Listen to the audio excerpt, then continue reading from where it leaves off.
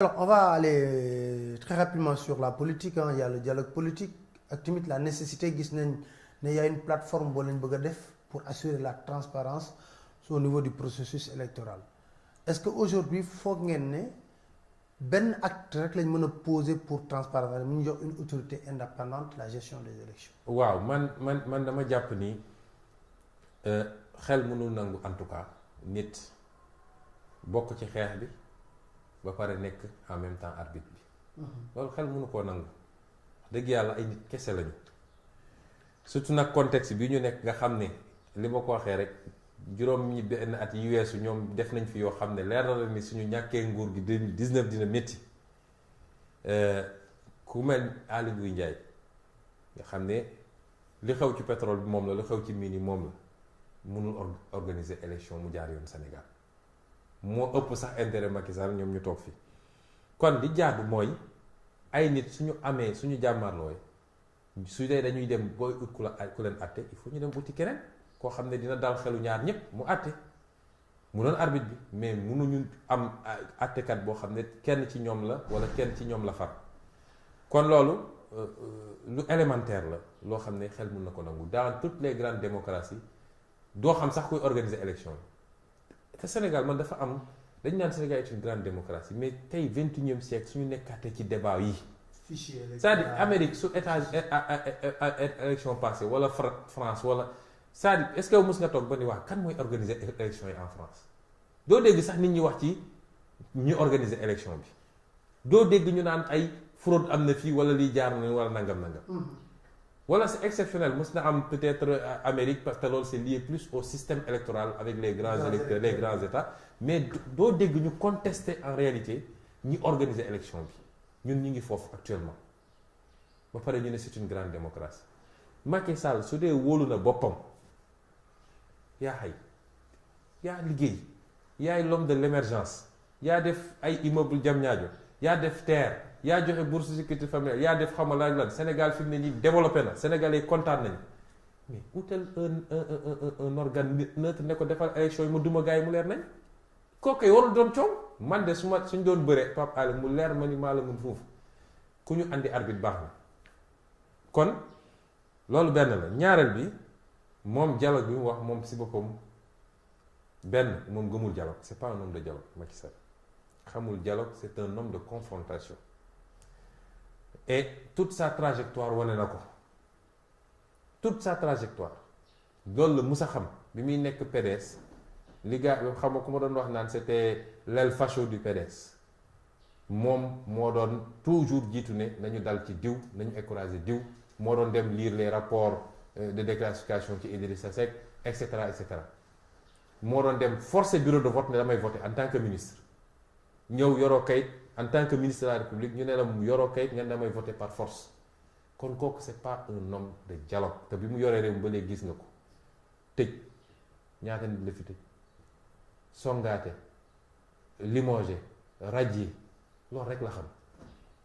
kon kooku su ñëwee tey naan ñu day dialogue il y a 2 ans wala 1 an et demi woote woon na fi dialogue woo nit ñi xawaare pale man bi ma ko waxee laa ne ku fa dem da ngay perdre sa temps woo kilifa diine yi woo ay kilifa culture woo homme politique yi nangam ñu wane ko fii presque 3 heures de temps 4 heures de temps RTS di ko wane dialogue boobu anam ñaata commission la ñu taxawal ñaata rapport la ñu def folklore la woon rek ci jamono yooyu mu divertir nit ñi gaawantu génne Karim Wade ñu toogaat jàpp suñu ñàmbur bii pas génn ci élection législative gis ni li mu yaakaaroon ni mën na téye Sénégal par la poigne mooy xoqatal nit ñi gis na ni loolu amut gis na ni mënul tee Sénégalais yi dina am toujours des Sénégalais yu taxaw ci kanam ne ko newoo ci dëgg mu dem gis ni malgré la rétention des cartes de membres malgré les radiations sur le fichier malgré conditions yi ñu organiser élection yi ba nga xam ne ay bureau de vote yu bëri nit ñi jotuñu voté te du bureau de vote yu baax si ñoom li xew Touba ak feneen gis nañ ko malgré xaalis bi ñu xëpp fii di essayer jënd ay conscience 49% la am 50 sax jotu ko mu ne nag xaaral ma nelawal gars yi woote dialogue boo xam ne moom ci boppam gëmu ko pour am joxe ay gage à la communauté internationale ñu ne nit ñi dajewaat nañu ñu ngi waxtaan ak nangam ñun bu ñu ko waxee laa ne balaa sax may xam ñeneen ñi laa ne ñun de bokkuñu ci ñun Pastef parce que Macky Sall gëmul dialogue mais suñu naroon dem bay dialogue dafa am des conditions de fond et des conditions de forme. suñu bëggee dialogue ma ak yow dañuy waxtaan d'abord ci lan la ñuy dialogue du yaay jóg rek ne voilà léegi damay dialogue te ci point bi laa bëgg a dialogue est-ce que ci élection yi rek la ñu war a dialogue est-ce que Sénégal élection rek la population bi seen yitte de tous les jours Casamance est-ce que laajul dialogue national ñu génne question bi mu bañ a doon benn question tabou parce que li andi aggraver situation mooy dañ ko mës a def question tabou koo wax mu ne la xaw ma lu fa xew secret d'état mais ñun ñëpp la concerné 14 millions de Sénégalais. Les ressources naturelles yii laajul dialogue man ma ko déggee keroog 31 décembre mu naan day def concertation avec toutes les forces de la nation après proposer une loi à l'Assemblée nationale pour le pétrole ma ne ko waaye kii moom xanaa dafa foog ni ñun def li ngay def ba pare si xaatim li ngay xaatim jaay suñu pétrole bi yëpp doog a jóg naan da ngay organiser da ngay def loi bi nu muy jëriñ tey suñu voté woon loi bi gën ci loi yi fii ba 25 ans lay mun a appliquer wu minimum ci diggante bi tubaab bi dañu pomper suñu pétrole bi dem seen yoon kon est-ce que loolu laajul woon dialogue est-ce que la question des libertés au Sénégal liberté yi lan mooy liberté lan mooy champ wu liberté gis nga coow li am yépp parce que am na as ndaw su war a ñëw Sénégal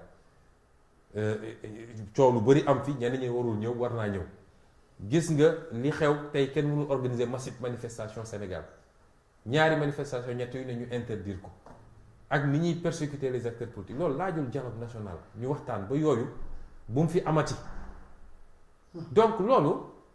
contenu bi dañ ci war a waxtaan mais dafa xëy rek ne moom day dialoguer uniquement sur le processus électoral muy beneen problème ñetteel bi mooy gannaaw bu ñu waxtaanee ba pare d'abord naka la ñuy waxtaanee bu ñu dajee biir commission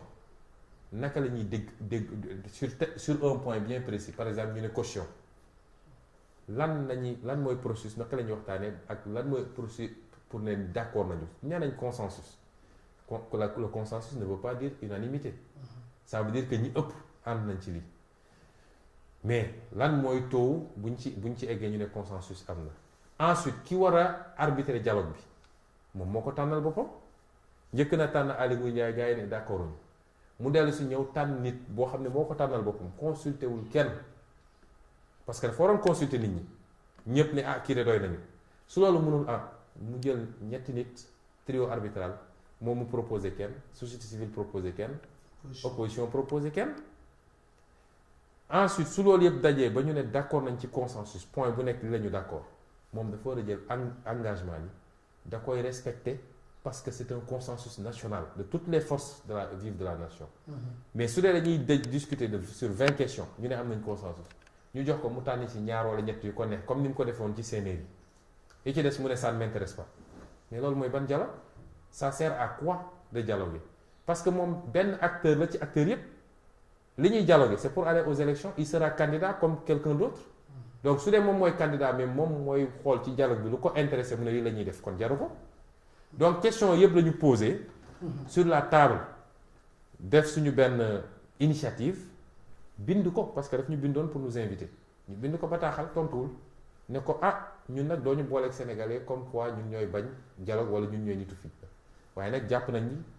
ni ñu nit duñu ay ñeexu ñebe yoo xam ne da ngay ñëw rek kii ñu soo bëggee dialogue bind nga ñu ne da nga bëgg ñu dialogue ci lii ñu nit bind nañ ne la ci lii lañu bëgg ñu dialogue te nii lañu bëggee ñu dialogue boo d'accord ñu daje nag pour rapprocher les positions ba jàpp dara wasalaam boo ko d'accordul yow demal def sa dialogue léegi dem na def dialogue am na ñu ko tontu am na ñu ko tontuwul